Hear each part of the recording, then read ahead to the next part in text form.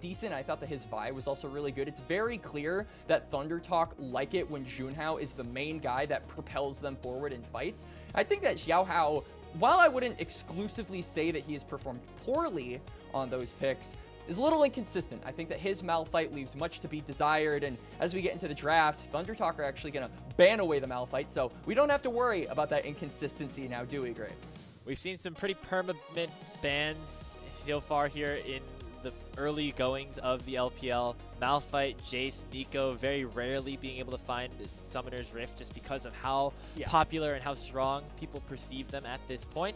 ThunderTalk had first selection, and they decided to pick first, and EDG went for blue side, and they're going to lock in an early Azir for Angel, very popular pick and something that he has a lot of comfort on. And Xiaohao on the Jarvan, which Cubby mentioned a little bit earlier on in the show, has had a ton of success in the LPL this season. Yeah, no, Jarvan is one of the more successful picks in the LPL for sure, just because of the sheer amount of volatility you can bring to lanes by just that early game power of the flag and drag. Even if you don't get a kill, you burst a flash, and then you can kind of use that to your advantage later to pick off an easy target. And that Cataclysm also going to be a huge thing that is allowed to just get basically a free flash or a free kill. And that'll be really something I'm looking out for when regards to this Varus. I think that the big litmus test for a lot of especially new AD carries is how they're able to position on some of the more immobile ADCs. And I am curious to see how Ryan positions around these fights, knowing that not only could he get caught out by the Cataclysm and the Flag and Drag, but also that the Azir Shuffle could be a threat to him as well. So there are plenty of pick tools that EDG are going for already in this first phase of the draft. If they end up locking in this Cassante, that All-Out can also be added on to the list of threats. We talked a lot about Keshi and Heru, but Ryan also coming up through the LDL, albeit his team in ThunderTalk Youth not having the same level of success last season as Keshi and Heru did with BLG. Still an opportunity for him in this new role in his first year of the LPL to make some waves, although he has a tough task going up against a now veteran at this point in Leave. We have the second phase of bans underway. A little bit of mismatches in terms of where things are going, as it looks like ThunderTalk now going to be able to target the bot lane with that Varus already being locked in.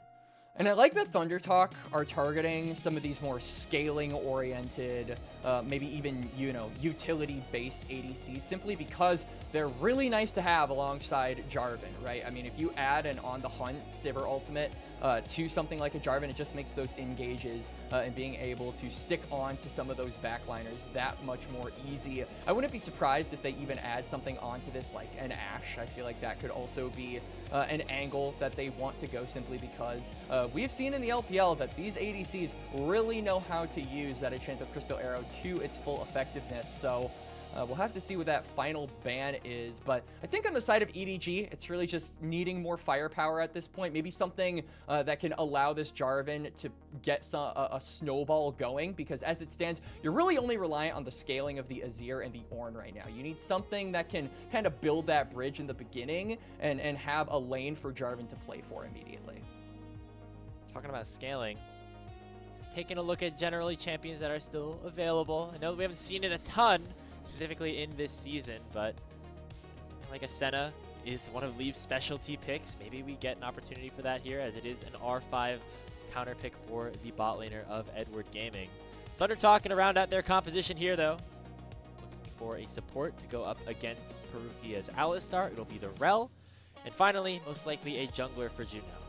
I think they need something that brings a little bit more engage, because right now Parukia just has a very clear target when it comes to, if ThunderTalk want to start up a fight, boom, you just eject the Rel away and they can't really do anything after that. If you can get another threat on top of that, though, the Alistar can only headbutt one target. So I think that if you have multiple threats kind of stacking that engage on top of one another, it overwhelms the Alistar. And I think that Wukong is a really good answer to that. Obviously, the Cyclone can be seen as a either primary or secondary source of engage. So Parukia really going to have to choose his targets and choose them wisely in some of these mid to late game team fights. EDG now, like you said, last pick for Leave here. I don't know if I necessarily agree with saving ADC for the final pick. That's not like a super common strategy. And for it to be the Yunara here, a little bit disappointed, Grapes. We said we needed something that, you know, provided a bit more oomph in the early game. And while Yunara does have decent trading, particularly in level 1, I don't think that it is, you know, necessarily a lane that you can snowball nearly as hard as it scales. And I do think that it is going to be Xiaohao maybe a bit bored in the early phases of this game, relying on his team to scale better against their lane opponents and just being there, hopefully, to save a play in case Junhao decides to visit. Yeah, especially against the Varus, which is going to immediately just have push in that 2v2 lane. Maybe having all of the lanes pushed up, if you are EDG, means that Jarvan will have easier angles for ganks, but that's not normally how this stuff works, especially at this level of competition. So Xiaohao going to have to be a little bit more creative without either of his lanes really having significant leverage, but still a good opportunity. And if he can get through that early stage, I think EDG have a really nice scaling composition to take them into team fights. No, they've got Azir, they've got Yunara. Like, these are champions you do not scoff at when they hit that 3-item mark. And I think now it's just kind of about ThunderTalk finding ways in the early game to disrupt that. I think one way they could definitely do this is by utilizing that Weaver's Wall, right? You give Heru shove mid, and then you allow him to kind of pressure these side lanes, pressure objectives, and try and kind of get that ball rolling. I think that dragon control is going to be really crucial for this game as well, because while it is really good for ThunderTalk in the scaling department, or Edward Gaming in the scaling department, if ThunderTalk can, you know, match them with that through the objectives, then I think it gives them a bit more of a legitimate fighting chance. Two teams looking for perseverance here in that respective group, looking for their first wins of the 2026 LPL season. Edward Gaming has been disappointing. ThunderTalk been promising. We'll see who's able to deliver here in Game 1. It's pretty exciting, particularly for a player like Heru, who, you know, a lot of people probably pretty high on this guy if they were LDL knowers, and being able to win the LDL at the end of 2025, or be very close to winning the LDL as well. They won, and then they also got runners-up. So a pretty successful year for them, now going against a player who Heru likely, you know, in a way maybe looked up to, right? Like, I think that Angel, particularly for a lot of these younger, newer mids, is probably a guy that they got to see, you know, on Suning. They got to see him at those international tournaments. They got to see him when he was considered one of the best mid laners in the world. So I think Heru, it's going to be really interesting to see how he stacks up against a player like that. The ups and downs of a player like Angel's career as well, right? Making it to the World Finals relatively early on, and then struggling for a little bit, and then finding a resurgence back here on EDG, showing that player like Heru, even if you have some struggles early on, eventually have the opportunity to take things and continue to find growth as you go on throughout the career of a professional League of Legends player here in the LPL. Seeing some heavy trading up at the top lane, but ZDZ and Keshi both pop the biscuits. They should be all right. Keshi, a player who, on top of Heru, was on that BLG Junior squad, and I think that although we've talked a lot about Heru, haven't had a ton of opportunity to highlight him yet. This is a player who, already in his first series, you can tell he's very fighter heavy. If you watched any of his LDL games, you would know that he loves to dominate the laning phase. I mean, Grapes, his most picked champions are Jax, Rumble, and Ambessa. If this guy finds an opportunity to scrap, he's going to take it. So I think that Renekton is a character that can really complement those strengths, and if you end up having a good laning phase, you can really carry that into a dominant mid to late game where you disrupt team fights with that dominance. So I expect it to be a pretty bloody top lane matchup here, as I know that ZDZ, no matter what champion he's on, is always down to scrap as well. So I think that's maybe a reason why Junhao is deciding, hey, I'm going to path toward this top lane matchup in case the health bars are low. They were low, but now both top laners seem to have regenerated enough HP to where I don't think a dive or any lethal damage can come through onto ZDZ. Yeah, just immediately back to full HP after sitting that reset, teleporting it back in. Keshi going to likely do the same, as his jungler is now pathing away from him. ZDZ going to get a nice little freeze on, maybe even cancel his base here. So slight W over to the more experienced top laner. You know, we talk about Angel's ups and downs in his career. ZDZ, somebody also who has been both a part of really high-level teams back in his day, like Anyone's Legend and Weibo, RNG even, but then, you know, most recently not having a ton of success, as Keshi actually forced to stay because of the canceled back. And so ZDZ going to get a big win here. Yeah, so good trade there from ZDZ. Keshi obviously is going to be able to TP right back to the lane, so not too much, but it does mean that he's going to be able to pick up a nice wave here. And I'm wondering what ZDZ will now do with this push, as he did just reset. Maybe try and get some vision down. Nope, he's just going to go for another recall, try and get those very granular item advantages over his counterpart. Deny this Renekton's ability to snowball by getting tankier. He'll actually pick up that Bramble Vest, so it's going to be difficult for Keshi, at least until he gets that Dominus to really threaten ZDZ with a kill. That just means the Renekton going to find less opportunities to get that snowball ahead. Very quietly, though, you're seeing ThunderTalk, despite being the more inexperienced team here, Quax, specifically in their lanes, having CS advantages in every department, specifically in the mid lane, where Heru has gotten a pretty sizable lead onto Angel in this Talia versus Azir matchup. Ryan also doing his best against Lee. So good start here, specifically for these younger players against an EDG team that is definitely a lot more experienced at this point. And that's kind of the big thing that's separating these guys, Grapes, is the experience gap between ThunderTalk members and EDG members. And I think that just puts so much more emphasis on us needing to see leadership from Junhao and Feather going through not only this series, but just through this season, because they're the guys that kind of need to act as lightning rods for just the raw electricity of these LPL rookies, who are a bit more untamed compared to the jungle and support of this squad. If they can be the guys kind of directing this team and, you know, leading them in fights, I feel like this is a recipe for success as far as, you know, what we expect from these guys. Again, 3 LDL players, you don't expect them to be the best team in the world, but if we can see, you know, the beginnings of something great for ThunderTalk, I feel like that is significant enough for the first split. Little engage in the mid lane, as it looks like immediately Heru will get taken down. Call the Force God does not connect them to Junhao, but it's 4 members of EDG on the top side of the map, and will force this Wukong to flee. Yeah, good dummy placement there by Junhao to be able to deny the second kill for EDG, but the same cannot be said for Heru. Getting bouncy housed there. Knock up from Angel with the shuffle, followed by a flag and dragon. Xiaohao biding his time. Hasn't really been able to impact the map yet as the Jarvan, but finally makes his mark here. Gives the first blood over to ZDZ. Not sure if that's where I would have preferred the gold go, but a kill's a kill, and again, going to make Keshi's life a lot more difficult in this lane, as the Renekton is going to continue to struggle finding these angles to get lethal damage onto the Ornn. So a good play to start things off. Heru, despite being ahead in CS, caught out a little bit in terms of positioning, as Junhao went for an aggressive play onto Xiaohao's Jarvan, and Angel punishing that really nicely, waiting for Heru's flash to use the flash of his own for the Emperor's Divide. And a very simple kill picked up for EDG to open up this first game.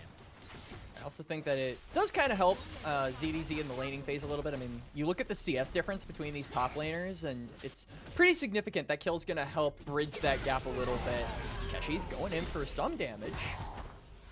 No ultimate available for ZDZ, but he does have his flash. Might have to burn it if enough damage comes through, but Keshi mostly just using this Dominus to get priority in that top lane. Crash that wave, likely go for a reset after was a pretty successful set of things in the early game. Junhao able to claim the first dragon, though.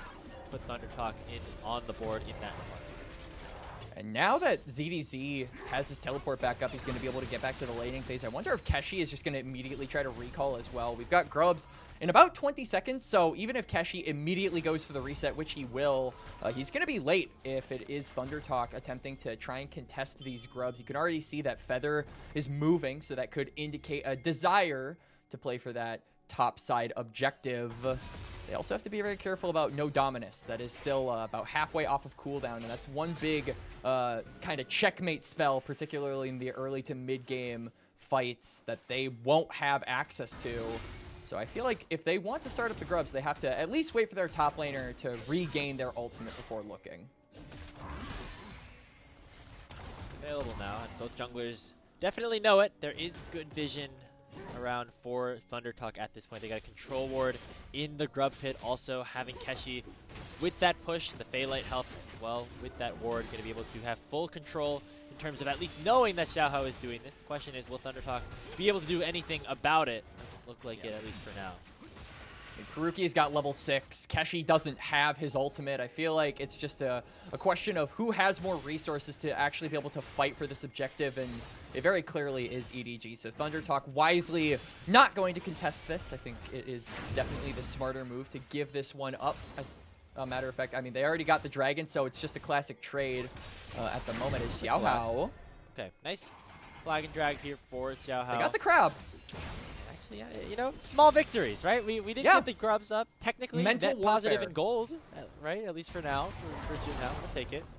Yeah, it's a mental diff there for the junglers. Whoever controls the crab controls the universe. We learned that from Peanut way back in Season 4. And Blabber. Source, right? Yep, that too. He re-echoed that sentiment after some people maybe had forgotten. Sources trust me, bro. Maybe Blabber's not the best example, now that I'm thinking about it a little bit further. But it looks like Junhao was able to get it and get on out as well. So small win here for ThunderTalk, who have kept things close in the early game. The problem is, Quax, I feel like it's not their need to keep things close. They have to be ahead in the early game if they want to be in a position to win this game. And I feel like a lot of that needs to come from Heru and Junhao. We already mentioned that Weaver's Wall in the draft, you need to get Shove in mid to try and at least threaten these side lanes and give these little resource advantages over to Ryan and Keshi. So far, we haven't seen Heru really able to do that. And I also think that Junhao also hasn't had a lot of opportunities, especially since he's hit level 6 and had access to that Cyclone, to really impact the map. Xiaohao had that one moment, and it feels like EDG are kind of carrying that one kill that ZDZ got several minutes ago and still holding on to that gold lead. So we need to see ThunderTalk be a little bit more proactive, try and create these opportunities, because so far, I haven't really found options or angles to do that. Yeah, push in top lane, but that's not really a candidate for a dive or a play against ZDZ's Orange, just because of how difficult it would be to burst him down underneath tier 1. I feel like you've seen way too many a story of somebody trying to dive an Orange too early on in the game when they're not far ahead enough, and bad things typically end up ensuing. So good on ThunderTalk for at least acknowledging that, but it doesn't really help them in terms of finding other areas to go for plays, at least at this point. Teleport coming to the bot lane for Parukia. But right now, looks like we're just playing the waiting game, and that will benefit EDG. You see Keshi also completing his quest there, first one to do it on the map. Does mean that with the teleport summoner spell, he'll have access to that, you know, somewhat beefy shield. It's a little thick. It's 30% of the max HP. Good shield. Could be something that they could try to use in this dragon fight at about 40 seconds, especially if ZDZ doesn't complete his quest. Could give a temporary HP or frontline advantage over to ThunderTalk that they could try to use to bully EDG off of contesting this dragon, or win the fight if it ends up coming to that, as both teams seem to be posturing around to just try and get as much vision as possible before this Drake spawns, and aren't really interested in trading blows with one another. The top laner is not afraid to do that, as EDZ does have his ultimate available if he wants to try to go for something. If that Q landed, maybe there was more of a possibility. You know, you win. At least he wasn't gonna get a kill if he hit it or not, right? So yeah, I mean, it wasn't a kill, but I mean, not only does ZDZ use his ultimate, he also uses his teleport. Keshi doesn't necessarily need to back right away. He can wait for kind of what his team wants to do. As here we go. Burn the flash of Heru. That is a valuable use of the Cataclysm, albeit now not available for any team fight. And so a lot of cooldowns utilized by EDG, and they don't get any kills because of it. That could be the signal for ThunderTalk to potentially think about starting the second dragon. Junhao needs to go to the mid lane here. I feel like he has to try and bail out Heru from this predicament, because you can see now with that flash burn from the Talia, Angel is just going to be able to rotate down, link up with Xiaohao, and control this bot side river. You don't have numbers, and it's difficult for this Talia to walk into the river alone. I feel like you have to put someone as kind of a bodyguard for her, and they're actually going to go all the way around and come to the rest of the team. So it's a little bit delayed. I feel like it's a little bit sloppy of a setup, but ThunderTalk are still the ones to start up this dragon now, as EDG definitely don't want to give this up. Parukia over the wall. Remember, Keshi has his teleport. He just went back to base and picked up a black cleaver. Parukia already forced to pop the ultimate as ThunderTalk are just biding their time and waiting for somebody else on EDG to pull the trigger instead. Xiaohao does not go in with the EQ, and so ThunderTalk will be able to secure the dragon, albeit it was at 1 HP for a little bit too long. It went to 11 HP, it went to 1 HP. My jungle main heart skipped a beat there, Grapes, but ThunderTalk do secure themselves the second dragon of the game. And I mean, this is kind of what we said needed to happen. They needed to be in control of this objective. We've already given the scaling advantage over to EDG, and one way ThunderTalk can combat that is by getting a scaling advantage of their own. And I think Soul is definitely the most obvious way to do that. Now they only need 2 more, but this is really where we need to see EDG kind of step it up. We're starting to get some of these bigger breakpoints, particularly the one-item spikes for Xiaohao, Angel, and Leave. If they can find opportunities to fight with these, I feel like they should try and take it, because if we're still in this position in about 4 minutes, if ThunderTalk are capable of contesting this dragon, then I feel like that is a angle we do not want to see from EDG, because Soul Point for ThunderTalk would put EDG on a timer that they don't want to be put on. They want to scale up as much as possible and play the game at their own pace and tempo. So maybe finding an opportunity to make a play on their terms is the proper way of doing things here. Could be the Rift Herald, as a lot of members of EDG currently around that top side of the map. They have notably swapped the top laners down to the bottom lane, and Keshi does have teleport advantage still, albeit only for a few more seconds before ZDZ gets his own. Could have been an opportunity there if you were ThunderTalk to do something, but EDG were at the play first, and they're going to wait to make sure that the Ornn has his TP to join the fight before they start this up. And there isn't a lot that, I mean, ThunderTalk can really do here. They do have some poke tools from the Taliyah and the Varus, but I feel like those spells aren't really in a position where they're able to do a ton of damage and actually threaten these health bars. EDG, though, go for a fight. Going to be flanked. Yeah, going over here with the Hex Gate. Actually, they left the Herald, guys. You left your Herald. Herald is still available, and it's going to be secured by Xiaohao, who jumps in with a Cataclysm. It'll cost him his life, and now ThunderTalk can potentially go on the offensive. But it looks like they're only going to take that 1 kill, although it comes at the cost of that major objective going down. Yeah, I mean, the neutral objective scares have been en masse this game, Grapes, as Xiaohao looks for an angle on to Junhao, but, I mean, he abandons the Herald. That came down to a 50-50, and I feel like with the control EDG had of that topside river, a 50-50 should not have been in the cards for ThunderTalk.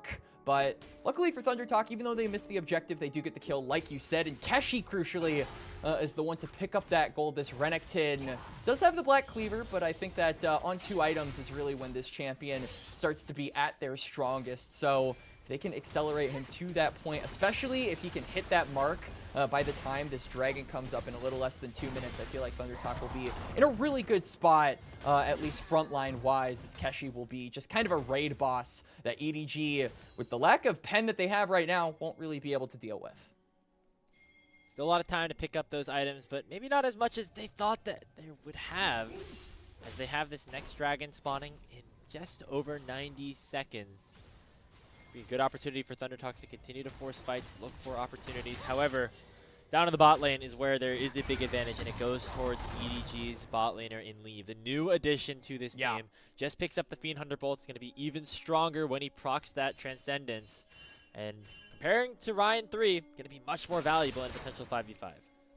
And I want to see what Leave is going to be able to do in this fight, if it ends up coming down to a fight around this dragon, because I think oftentimes Leave, one thing that, you know, a lot of people have been talking about, it's not just the positioning clips where he gets caught out and ends up dying before an objective, but also being a little bit clumsy with the flash timers, I think, is another criticism that we can, you know, kind of we can kind of throw in from watching some of those misposition errors where he'll not have flash for a crucial fight and won't be able to, you know, pop off nearly as much as we would expect him to. You've got a 1,000 gold lead, you've got flash, you've got Transcendence, you've got all of these tools to be able to really win your team the fight. So we need to see that execution come out from Leave, execution that has been sorely lacking, I think, so far in the 2026 season, Graves.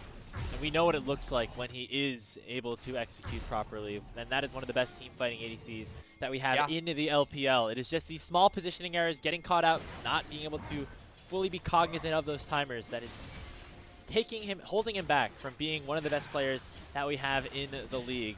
Will that happen in 2026? Hasn't happened yet, but still a lot of time left in the season, and of course in this best of 3 series. As this dragon is now spawned and ThunderTalk wanting to claim themselves that soul point.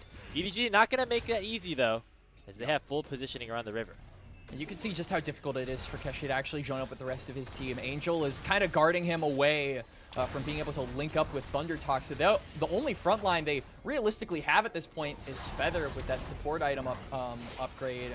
I don't really think Junhao can be considered a frontliner just yet with only a Trinity Force in inventory. They've got to be really careful how they approach this fight without the Renekton because they are very squishy. If Xiaohao lands one Flag and Drag, one Cataclysm, it could be lights out for some of these members, or a Flash Burn that just turns this fight from somewhat winnable to very dangerous if you take it and end up losing. Herald popped here by EDG. Gonna get this crash onto the tier 1 turret and also positioning around the dragon that they have now started up. Keshi's going to be a little bit late to the fight, but he has a nice flank as the Weaver's Wall comes out and separates Parukia from the rest of the team. Dragon secured here by Xiaohao, and that denies the soul point, and also they get a kill onto Junhao on top of it. Feather getting slowed down as Leave is transcended, but they won't be able to close the gap just yet as Heru also is on the run. It is a 1-0 in favor of EDG plus the Dragon, and now they're looking here for Keshi. Angel going forward, going to land that Emperor's Divide, and ZDZ is on the way as well. Keshi pops the dominance, and it's going to be underneath his tier 1, but he provides a perfect angle for ZDZ to land the searing charge and give Edward Gaming their 3rd kill of the game. I mean, Keshi just not able to link up with his team in that fight. The Renekton wasn't present to contest the Dragon. He was completely jailed by Angel on the Azir and wasn't able to get that flank we were hoping for. This 4v5 situation, ThunderTalk, honestly, I feel like should have just kind of cut their losses, look to push in mid lane, and then look for a cross-map play, but they instead decide to take the fight without the numbers, without the firepower necessary. And then to make matters worse, Keshi overextends on sides and gets caught out in the end. More kills going over to EDG than what I thought was necessary to give over. And the way that EDG positioned that fight as well, knowing that Keshi was going to try to go for a flank, they set up Parukia on the top side of the map, or the top side of the river, and they set ZDZ down towards the bot, making sure that nobody could go in and take down this backline that has become so powerful for Edward Gaming at this point. Angel able to pick up his 2nd item now, and Leave is working towards a 3rd. These guys are going to become monsters in the late game, especially with the help of some of these Ornn items that will be coming in shortly. Yeah, those ornaments are going to definitely allow these members to hit a lot harder and make that gold lead a little bit fake. It says 1.8k, but I would say those Ornn items give you about 3k to 2k gold worth of stats. So, you know, if you can do math, just add those on every single time one of the members of EDG end up getting upgraded. But now it puts ThunderTalk in a really precarious spot. You don't have the soul point. It's still 10 minutes, or I guess technically, what is it, like 7 minutes until, oh, hang on, Parukia. Catch attention to Parukia, but he headbutts Feather away to make sure there's no proper engage, and now Leave is going to have a big opportunity transcended on the front line, and he'll dash away from the Magnus Storm, which finds nobody. Call the Forge God, not going to connect, but Keshi will fall first, Feather 2nd. EDG able to get a 2-0. It's a double kill for Xiaohao, and they'll make their way straight towards the Baron. Going to reset it though, as Heru and Ryan are going to provide a ton of poke from the red side behind the pit. And Junhao still is available, has the smite, could go for that 50-50 steal. Parukia getting forced out by Heru, but Leave is still alive. Ryan trying to poke somebody out, but the Baron sure to just go over with Junhao having no opportunity to get in because of ZDZ. It is 5-1 in favor of Edward Gaming. They have a 4,000 gold lead, and they pick up the purple buff for the next 3 minutes. Yeah, and I feel like ThunderTalk, wrong place, wrong time to be going for that engage when Leave has all of the tools necessary to pop off, and when you are just a little too overextended. I mean, Parukia is too tanky. You have to know that this Unbreakable Will is going to make your job very difficult in being able to one-shot him, especially with the Protoplasm Harness healing up the Alistar. Parukia baits in all of the members of the ThunderTalk frontline, and they get slammed down immediately as we go back to live cam. And Feather just goes down to Angel. More gold over to the Azir. And these win conditions, Grapes, keep getting gold into their coffers. And into the priority members as well. Angel finally getting on the board here with his first kill. Although he has 100% kill participation at this point. Only one on his team with that. As a lot of the composition, a lot of this game has revolved around Edward Gaming star mid laner on the Azir. And all the team will come towards him to take down this tier 2 turn and continue to add to the gold lead. I feel like this is a game we needed to see from Angel. This is a game we needed to see from Leave, even though it has definitely been more quiet in the kill department as far as LPL standards go, Grapes. Their positioning has been really good. I think their team play has been good. As now we see a team fight started up here. As you say it, Chain of Corruption does land onto Angel. The Call of Force God does not connect. Junhao is going to find a knock-up onto Leave, but the Uno reverse card right back will send Junhao to the grave. Keshi is running away in a 1v4, will get taken down by the Yunara, and it's another 2 kills going over to Edward Gaming. I mean, congratulations to ThunderTalk. You found your way onto the backline, but you're completely alone. Junhao knocks up Leaf. He says, where's my team? Your team is struggling to get this Ornn below half HP. All the EDG members except Angel are healthy, and Angel teleports right back to the wave. EDG are swiftly closing out this game or putting it in its end stages, and TT, they're attempting to try and stop the bleeding, but it just keeps getting worse. The dagger keeps getting plunged deeper, Grapes. It has just been an absolute annihilation for Edward Gaming. 25 minutes in, they break open the base, albeit not an inhibitor, of ThunderTalk, and are up almost 9,000 gold with the second dragon spawning. Any of that advantage that ThunderTalk had in terms of picking up those first 2 Drakes, that is all gone at this point. Edward Gaming looking like their old selves for the first time in 2026. And it's such a breath of fresh air to see these players kind of in the form that we all expected them to be in right as we kind of started the LPL here, the split in 2026. Angel, I think, has had a lot of great positioning movement with this Azir. I think that Leave, isn't being too overly aggressive on the Yunara, is actually conserving that flash for when he most desperately needs it. He's not giving ThunderTalk an opportunity to find a pick onto him.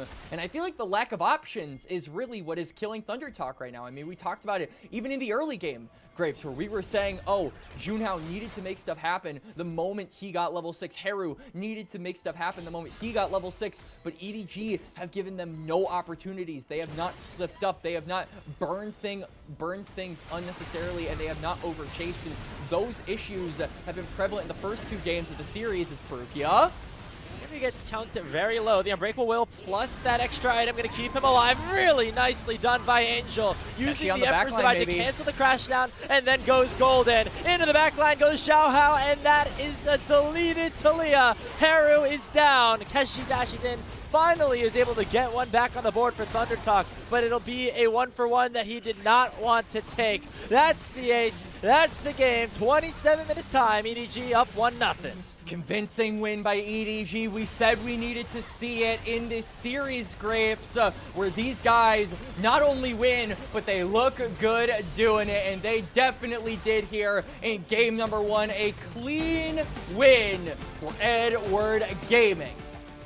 And just the way that the LPL has gone so far, a lot of back and forth games in contention for Stomp of the Year so far. I mean, obviously, we've played a lot of games in now week number 2 of the season, but Edward Gaming making ThunderTalk look miserable in that one. And TT, they looked okay against WE. They had moments where they were up in the early game. They were winning in certain moments, and then WE would come in with a late game team fight. That's how they lost 2-0. That is not what happened here. There were very little opportunities or things to look at as positives for our team of developmental players up against the might of Edward Gaming. It just kind of felt like a blank slate of plays from ThunderTalk. I mean, if you look at the if someone were to make a highlight package of ThunderTalk in this Edward Gaming game, it wouldn't exist. Like, it would literally be just like the cool intro for all of the players. Maybe they do like their segment of the hype clips from, or the hype trailer to start out LPL, and then it just goes, thanks for watching, like and subscribe and click the bell. Because really, there was nothing to latch onto here for ThunderTalk. I feel like we said, the lack of opportunities, the lack of options to actually punish mistakes from EDG just didn't exist. And so I feel like whether that is the, you know, entirety of EDG not making mistakes, or ThunderTalk just not trying to force mistakes on behalf of EDG, can be left up to discussion. But I think there is no doubt, there's no debate, there is no question that ThunderTalk need to get a little bit more aggressive going into game number 2 to try and force those errors. Because if they repeat what they did in game number 1, we're going to be out of here real quickly. Yeah, I mean, just like the late game back option, or the backup late game options for ThunderTalk just were not there. There wasn't even an opportunity for them to say, hey guys, like, let's calm it down a little bit, we'll scale to the late game, because it was EDG that were in that scaling position, and they were the ones winning out. Wish we were able to see some more in terms of aggressive plays from Junhao and Heru, two players that we thought were pretty promising going into this 2026 season, but they never were really able to connect. I feel like at this point, I know we talked about this in our first series, but it could be a situation where if you are a newer team in maybe a lower quality of game, playing for scaling ends up working out pretty well, and EDG definitely took advantage of that. I feel like the two things, especially for new teams, is like playing for scaling, playing for the front to back, but then also just playing like full-on aggro comps. This is kind of something that I think I criticized about NIP when they decided to lock in the Aurelion Soul, where I was like, for these new teams that are, you know, either full rebuilds or just have like a lot of rookies on their squad, like trying to play comps that slow the game down, play on level 6 timers, and, you know, do all of these more fancy things as far as trying to control the tempo of the game goes, I don't think it works as well. So I think that TT need to be looking for the simplicity, especially in these early opening weeks. And I think that this comp was pretty simple, right? It was a pretty stock standard engage comp, but I feel like they just weren't really able to capitalize it on any point. This was really the fight, in my opinion, that kind of broke the game open. Keshi not being able to find a flank, not being able to actually look for something, and then dying on side lane immediately after just really did not inspire confidence in me for ThunderTalk's chances to actually get back into this game, to be in the driver's seat past that third dragon. So, it is Edward Gaming looking like the Edward Gaming that we were perhaps expecting going into the 2026 season. Hey, Leave didn't really have any positioning errors. We didn't see catch-outs. The Soul Laners were all able to perform. Angel had a great game. I would say MVP-worthy performance. Do you think this is a good sign for EDG, or are you still looking for more at this point? You know, I'm gonna say, like, good first game. Let's not get ahead of ourselves. Let's try and repeat it for the second time. And if you guys look good doing that, then we can start to get excited, because this is a team that a lot of people were looking forward to seeing pop off in 2026. I think EDG, you know, as one of the oldest remaining clubs in the LPL, has a ton of fans. Not only that, but they've also won Worlds, so that also gets you a ton of fandom as well. And I have to imagine that the fans have been sorely disappointed so far in what they have seen. So I hope that this gives them a little bit of relief going forward, and maybe a little bit of reassurance if they're able to close out this series 2-0. It's an interesting situation in terms of scheduling as well, is that these two teams play again tomorrow, like the exact same time block as well. So good scouting, I guess, like for extended ThunderTalk. Best of 5, right? Yeah, exactly. So, you know, EDG is going to have an opportunity to really, you know, take advantage of the schedule,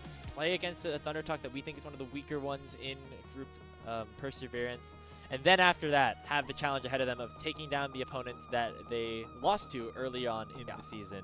See Angel winning player of the game. I think that was relatively expected, and a good start here in what should be the bounce back story of Edward Gaming. Yeah, and for Angel, I mean, we talked about the importance of being able to win up against a player like Heru, who is very inexperienced as far as the tier 1 games are concerned. And I think that he definitely had a good start to the game, right? We saw that early play where Heru got caught out on the Talia, and they were able to capitalize off of that. I feel like that kind of just sort of amputated Heru's feet or his legs right from the get-go, making it really difficult for him to actually, you know, glide around, surf around on that Talia, and it gave Angel just time to scale, which is really all they needed. And once he ended up scaling, he did really, really well and being influential around the map. Even if it was like a quieter game, in my opinion, especially in those first 15 minutes, I still think that that is exactly what EDG wanted. So they played to their strengths, and I feel like Angel was the main beneficiary of that scaling comp. Problem is, we were in a similar situation in EDG's last series. Maybe not as clean as this game, but they were up and then ended up losing the series as a whole.